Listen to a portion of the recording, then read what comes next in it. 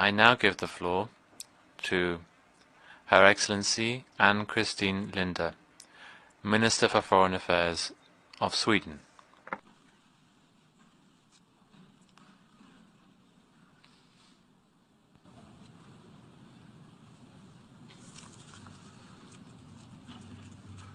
Madam President, Excellencies, times of crisis require the best of us. When warnings sound, action must follow. Only then will development have sustainable and peace maintained. Honest reflection on the gravity of the challenges must be followed by determined commitments to address them. That is what respecting the UN Charter means and what multilateralism is all about. Madam President, we are all aware of the immense task facing us. Almost 350 million people in more than 80 countries face acute food insecurity, trying to merely survive the day instead of making plans for tomorrow. Some 50 million people in 45 countries are on the brink of starvation. Progress on the Sustainable Development Goals is halting, leaving millions of women, men and children behind. Extreme poverty is on the rise for the first time in 2 decades. The world is in the midst of an accelerating climate and environmental crisis, and the effects on the ongoing pandemic continue to afflict individuals and in societies around the world. A permanent member of the Security Council has launched an unprovoked, unjustified and illegal aggression against a neighboring country. This was done in blatant disregard of its international obligation and the human suffering that extends far beyond the immediate war zone. Madam President, as UN member states, we also know what is required of us. The General Assembly has come together to demand that Russia immediately, completely and unconditionally withdraw all of its military forces from the territory of Ukraine within its internationally recognized border. The General Assembly has reaffirmed Ukrainian sovereignty, independence and territorial integrity. Today, Sweden reiterates this demand in the strongest possible terms alongside other EU member states, transatlantic partners and countries around the globe. The war in Ukraine must stop and Russia's troops withdraw. The fake referenda on Ukrainian territory would be illegal and will have no effect. Neither partial mobilization, the appalling use of nuclear threats, nor any escalation will deter us from supporting Ukraine. Humanitarian law and principle must be upheld and Ukraine's nuclear power plants protected from Russia's illegal and reckless attacks. Accountability for the heinous crimes committed must be ensured. International law must be upheld and decisions by the UN bodies respected. Madam President, Russia's aggression has severely escalated the food security, energy and financial crisis.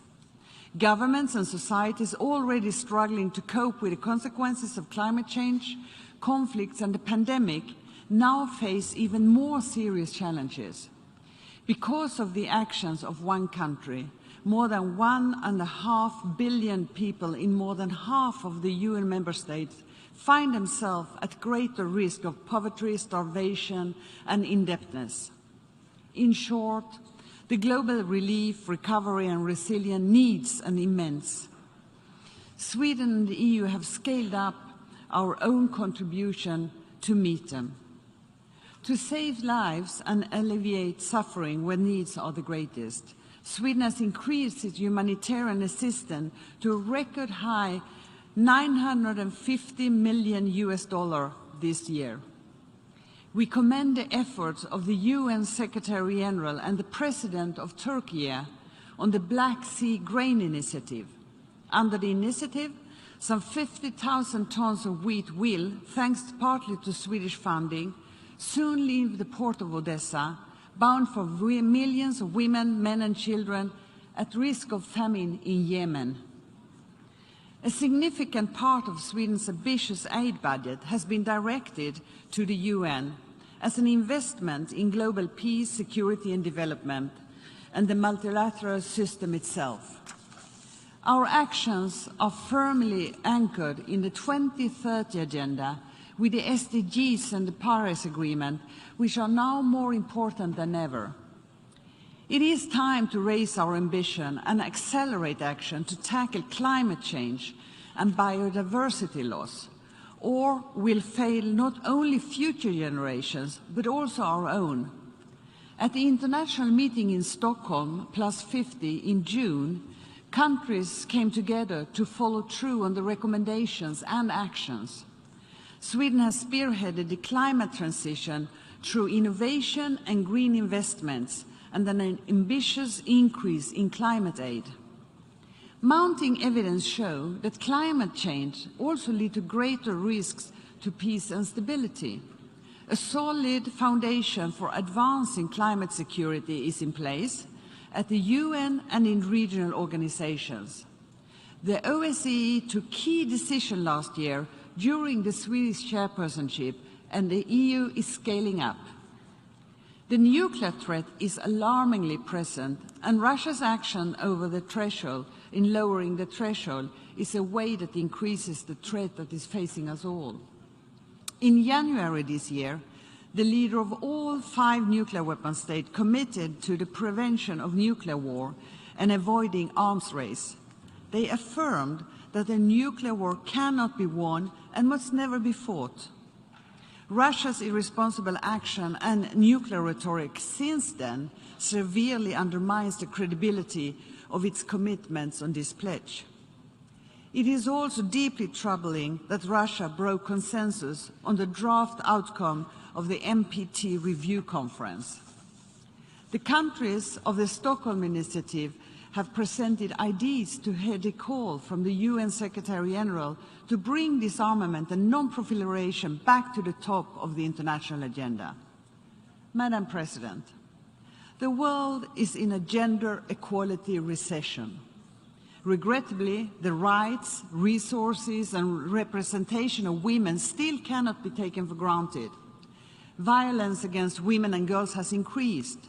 Access to safe and legal abortion has suffered major setbacks. And 1 year after the Taliban takeover, the situation for women and girls in Afghanistan has turned into a nightmare in an unparalleled system of discrimination. At the same time, more and more states are acknowledging that a gender perspective is needed to meet global challenges. As we gather for the first in-person UNGA high-level week since the outbreak of the COVID-19, we must do everything in our power to prevent another pandemic. Sweden and the EU have made substantial contribution to global vaccination. Last year alone, Sweden committed over $600 million to global health. The independent panel for pandemic preparedness and response has set out clear recommendations for action. We should make use of them. Madam President, a year ago, the UN Secretary General presented his blueprint for a modern multilateral system.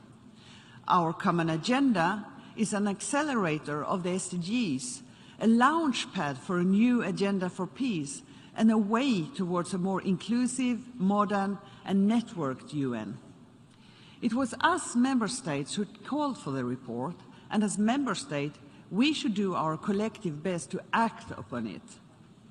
The establishment of a new youth office is a fitting first decision. This is an agenda for the future, and the Transforming Education Summit earlier this week was another important step towards implementation. We look forward to similar progress on other recommendations, from investments in peace building and strategic foresight to digitalization and a global economy that benefits all by being fair and open. We must keep up the momentum until we realize our ambitions at the Summit for the Future in 2024. Madam President, Russia's aggression against Ukraine has caused the greatest refugee crisis in Europe since the Second World War. aggravating the already serious refugee situation globally.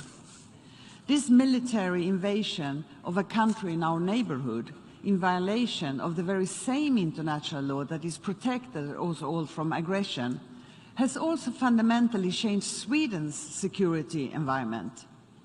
In response to this seriously deteriorated security situation, the Swedish government decided on the 16th of May to apply for NATO membership. The decision has broad national support and was made following extensive consultation among political parties. It was taken in tandem with Finland, and the decision is anchored in a firm belief that security is best built together with others. When I signed our formal request for the NATO membership, I noted the fundamental changes to our defense and security policy. But I also stress the importance of the continuity of an ambitious global and multilateral foreign policy. This enduring global commitment is also reflected in the common foreign and security policy of the EU. During the first half of 2023, Sweden will hold the presidency of the Council of the European Union. We look forward to further strengthening the EU's global role and deepening cooperation with partners around the world. We will work to protect, promote and defend democratic principles, human rights and the rule of law.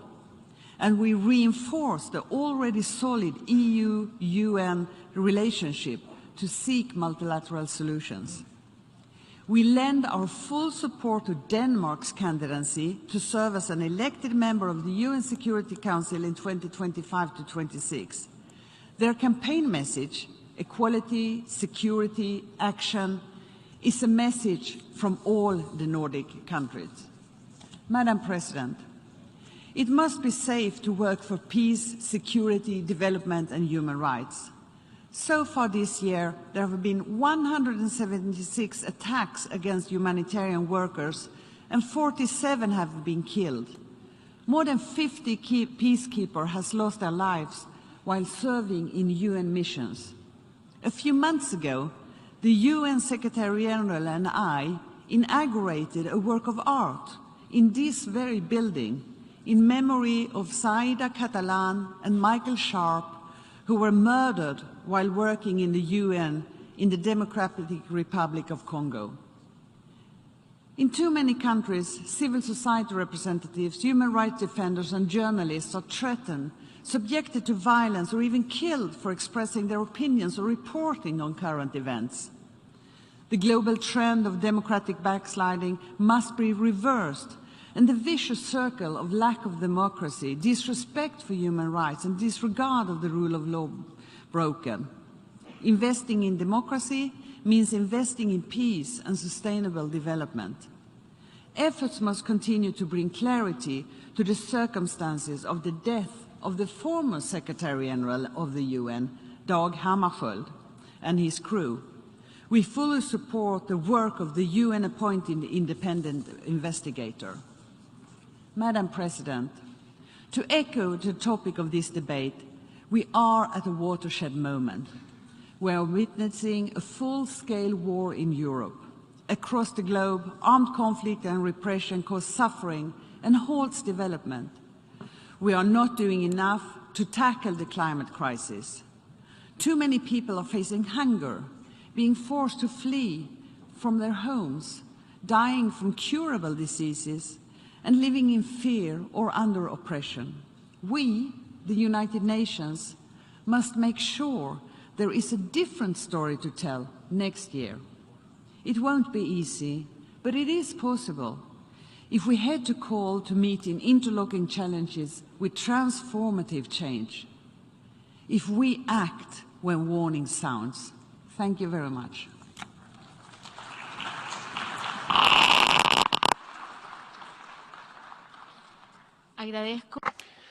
I thank the Minister for Foreign Affairs of Sweden.